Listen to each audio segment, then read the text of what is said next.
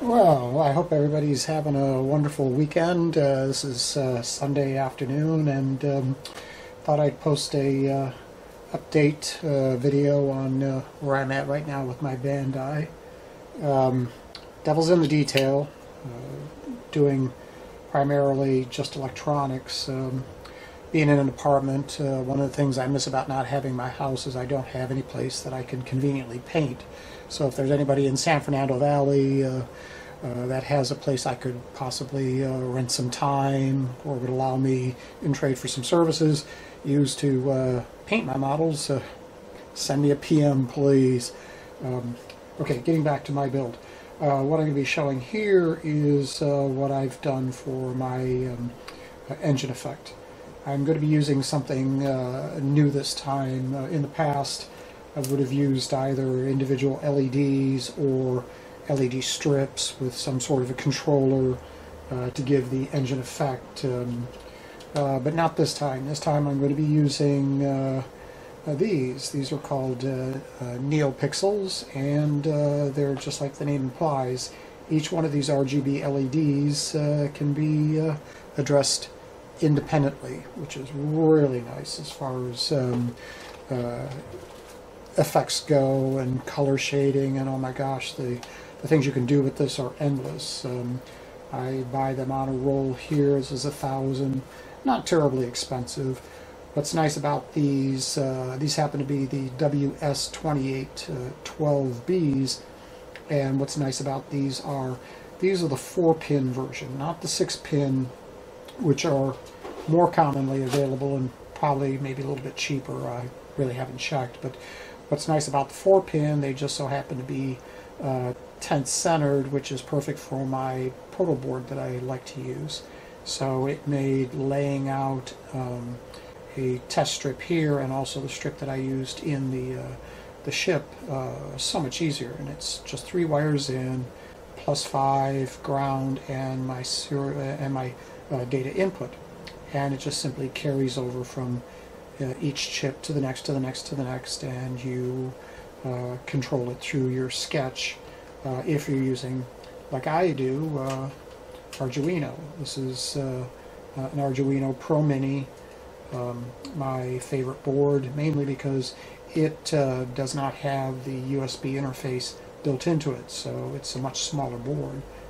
You only need the interface when you're flashing the cards, so it's definitely much better, especially for smaller builds like this, than other options, because once I flash it, it comes off and boom, I've just got this left over. Let me get back to the lighting. So here we'll run a real quick demonstration here on what these guys look like. Now, the camera, I doubt can even come close to appreciate the vibrant color these things can output. Plus, they're just insanely bright. I've got to go in and tweak the sketch to cut down the brightness for intensity purposes and heat. But they're capable of, I think, 16 million shades, 256 times 256 times 256. And you can literally single out a pixel and have it modulate while all the rest are doing other stuff. These things are great, so love them. New lighting. Let's unplug this, and we'll plug in the engine effect, and hopefully you can kind of get an idea of how it looks. Let me stop the camera, move it down, and we'll pick it up from there. Hold on.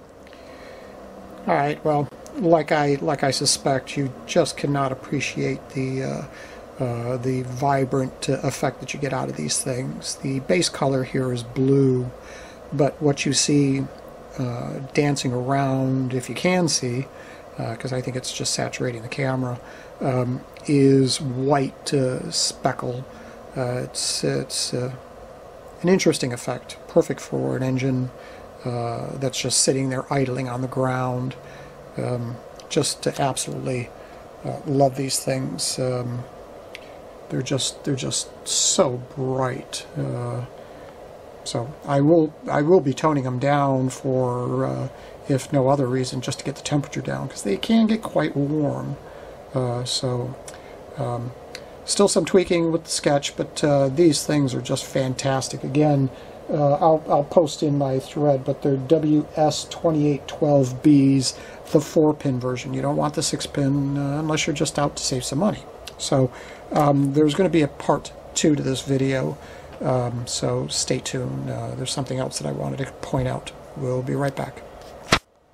Well, what I wanted to focus on the second half of this post was the level of detail that Bandai put into this kit. It's just absolutely amazing.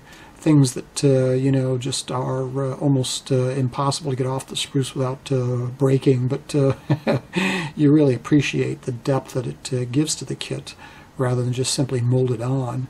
But what I'm going to be focusing on here are the vents. The blades are just absolutely amazing, especially when you consider they're going to be covered by grills that you can't see through. I would have preferred to buy from Paul at Paragraphics, but he doesn't offer a photo etch kit for this yet, so I ordered the green strawberry. And the reason why I was so concerned about having photo etch parts rather than plastic is I want to see through. And why is that? Well, because I just can't leave well enough alone. I want to exploit the detail that this kit has. So I've animated the fans. I've got them spinning really slow because I kind of think that's what would be happening if the ship was just parking and cooling off the propulsion system while on the ground. It complements the engine effect that I think I'll be putting into the ship.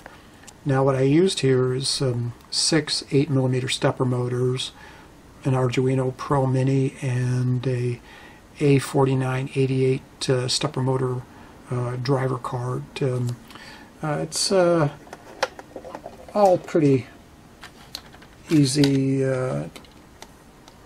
if you are willing to sit there and press out, which is what I did. I used brass tube to press out the fans from the top, and was very fortunate that it came out very well.